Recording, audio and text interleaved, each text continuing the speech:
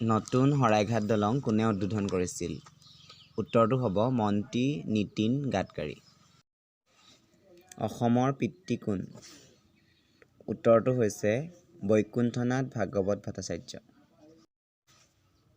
অসম ৰাজ্যৰ চৰকাৰী ভাষা কি? উত্তৰটো হৈছে অসমীয়া। কৃপাবৰ বৰবৰুৱা কাৰ কলম নাম? উত্তৰটো হৈছে লক্ষ্মীনাথ বেজবৰুৱা। অসম আৰক্ষী দিৱস কেতিয়া পালন কৰা হয়? উত্তৰটো হৈছে 1 অক্টোবৰ। কোনখন জিলাত সৈনিক বিদ্যালয় অৱস্থিত? উত্তৰটো হৈছে গোৱালপাৰা জিলাত। তাৰ পাছৰ কুৱেশ্যনটো হৈছে শংকৰদেৱে প্ৰথমে ক'ত নামঘৰ প্ৰতিষ্ঠা কৰিছিল? উত্তৰটো হৈছে বৰদোৱা। নেক্সট কুৱেশ্যনটো হৈছে অসমৰ প্ৰথম চেনিকলটো ক'ত প্ৰতিষ্ঠা কৰা হৈছিল? উত্তৰটো হৈছে বৰুৱা বামুণ গাঁও। ভাৰতৰ চাহৰ চহৰ বুলি কোনখন চহৰক কোৱা হয়? উত্তৰটো হৈছে ডিব্ৰুগড়। অসমত মুদ্ৰিত প্ৰথমখন কিতাপ কি?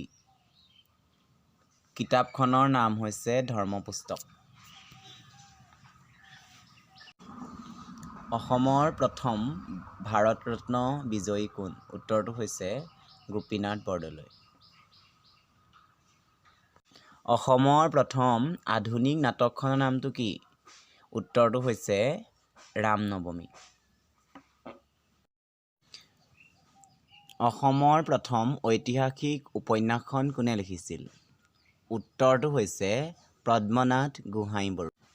নেক্সট কুৱেশ্যনটো হৈছে মিৰিজীয়ৰী কোনে লিখিছিল? উত্তৰটো হৈছে ৰজনীকান্ত বৰদলৈ। তেওঁক উপন্যাসৰ সম্ৰাট বুলিও কোৱা হয়। অসমৰ প্ৰথম চুটিগল্প সংকলনটোৰ নাম কি? উত্তৰটো হৈছে সুৰভি, লক্ষ্মীনাথ বেজবৰুৱাৰ। বকুল বনৰ কবিতা কোনে লিখিছিল?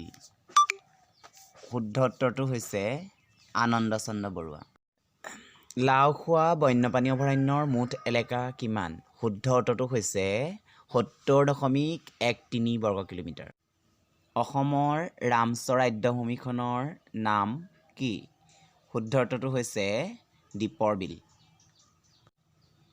অসমত বৰ্তমান কিমানটা হাতী সংৰক্ষিত অঞ্চল আছে? শুদ্ধ উত্তৰটো হৈছে 5টা। অসম বাংলাদেশ সীমান্ত দৈৰ্ঘ্য কিমান? শুদ্ধ উত্তৰটো হৈছে 262 বৰ্গ কিলোমিটাৰ।